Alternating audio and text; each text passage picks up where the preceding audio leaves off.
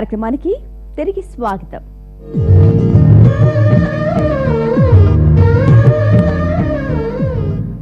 తెలుగు లోకిళ్లలో జరిగే పెళ్లిళ్లలో తలంబ్రాల ఘట్టాన్ని ప్రతి ఒక్కరూ ఆస్వాదిస్తారు. పెళ్లికొచ్చిన వారికదో కలర్ఫుల్ ప్రోగ్రాంగా కనిపిస్తే అటు పెళ్లి కొడుకు పెళ్లి కూతురు ఒకరి నెత్తిన మరొకరు పోటాపోటీగా తలంబ్రాలు పోసుకోవడం సరదాగా భావిస్తుంటారు. కానీ ఇందులో పెద్ద పరమార్థమే దాగుందని అంటారు పండితులు.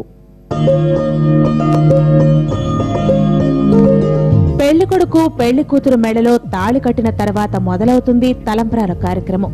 ఆ మరపురాని ఘట్టం కోసం ఇటు ఆహుతులు అటు వధూవరులు ఆసక్తిగా ఎదురుచూస్తుంటారు.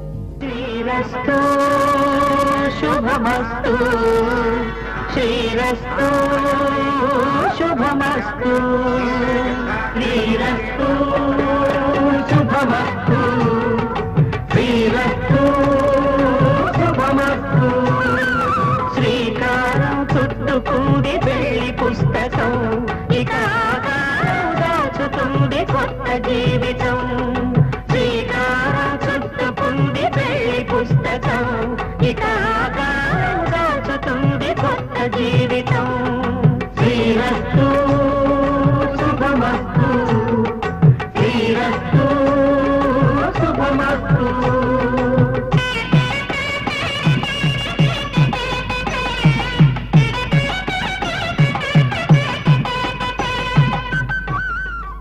తలం ప్లస్ తలంబ్రాలు అంటే తల మీద నుంచి కిందకు జారేవని అర్థం. తలంబ్రాలంటే అక్షతలు. పెళ్లి కొడుకు పెళ్లి కూతురు ఒకరిపై ఒకరు అక్షతలను పోసుకోవడమే ఇందులో తాగిన అర్థం. దీన్నే అక్షితారోహణం అని కూడా అంటారు. వధూవరుల వైవాహిక జీవితం శుభప్రదంగా ఉండాలి. అందుకోసం మంగళ ద్రవ్యాలతో చేయించే పవిత్రమైన వైదిక ఘట్టమిది.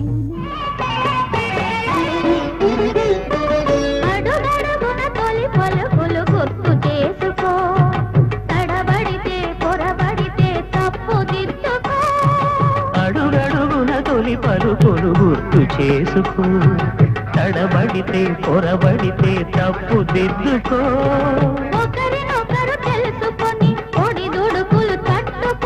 ఒకరినొకరు తెలుసుకొని ఒడిదుడుకులు తట్టుకొని మసకేయని పున్నమిలా మనికి నింపుకో.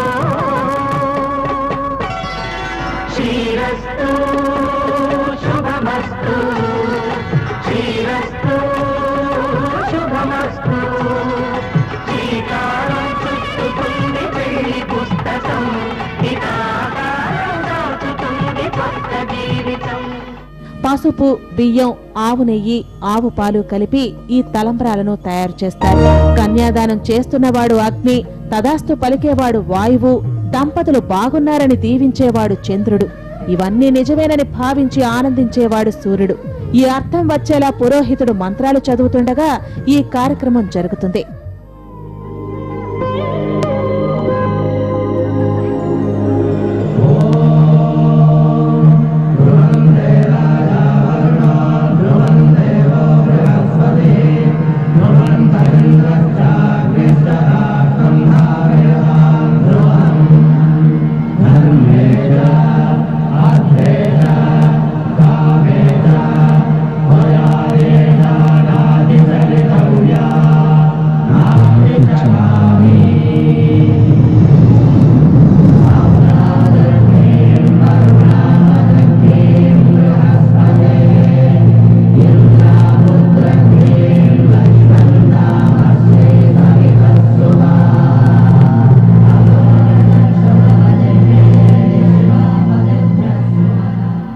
వరుడి చేతిలో కొబ్బరి చిప్ప నుంచి తీయించిన తలంబ్రాలు వధువు తలపై పోయిస్తారు. నీ వల్ల నాకు సంతానం కలగాలన్న అర్థం ఇందులో దాగి ఉంటుందట. వధువు ఇందుకు సమాధానంగా వరుడి తలపై తలంబ్రాలు పోస్తుంది. దీని అర్థమేంటో తెలుసా? పుట్టబోయే పిల్లల పాల కోసం పశు సంపద వృద్ధి చెందాలన్న ఆశతో ఈ అక్షతలను వరుడి తలపై పోస్తుందట. అందుకు అంగీకారం తెలియచేస్తూ వరుడు మూడోసారి ఆమె తలపై తలంబ్రాలు పోస్తాడట.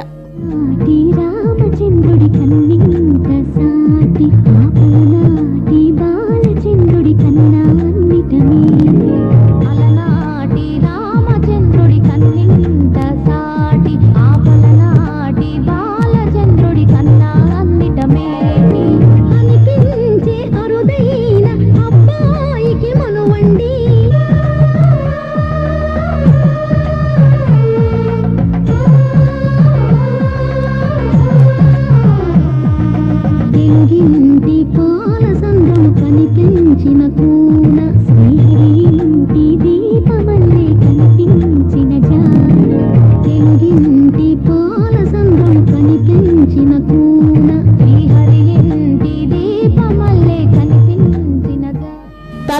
కార్యక్రమం అయిన తర్వాత బ్రహ్మముడి కార్యక్రమం జరుగుతుంది. నా ఇంటికి యజమానివై కాపురాన్ని చక్కదిద్దమంటూ ఆమెను కోరతాడతను. అంటే వధువుకు వరుడు బాధ్యతలను అప్పగించబోయే ముందు జరిగే పవిత్ర కార్యం తలంబ్రాలు.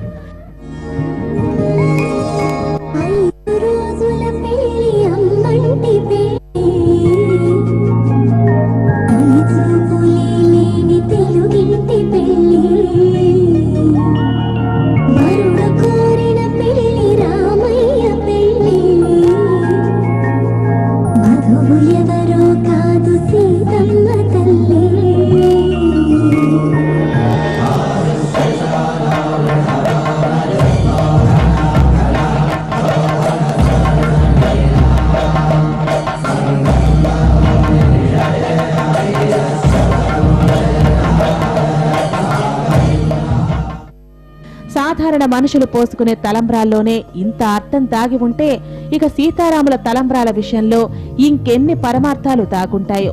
ఆయన జగదభిరాముడు, అంటే ఈ జగాన్నంతా పాలించేవాడు. ప్రజల సుఖశాంతులు, పాడి పంట అభివృద్ధికి ఎలాంటి ఆటంకం కలగకుండా ఉండేందుకు దేవదేవుడు దేవేరి తలంబ్రాలు పోసుకుంటారని చెబుతారు. అంతటి లోక కళ్యాణం తలంబ్రాల్లో దాగి ఉంటుంది కాబట్టే తూర్పుగోదావరి జిల్లా ప్రజలు కోటి తలంబ్రాల సేకరణ ఒక యజ్ఞంలా భావించి ఏర్పాట్లు చేస్తున్నారు.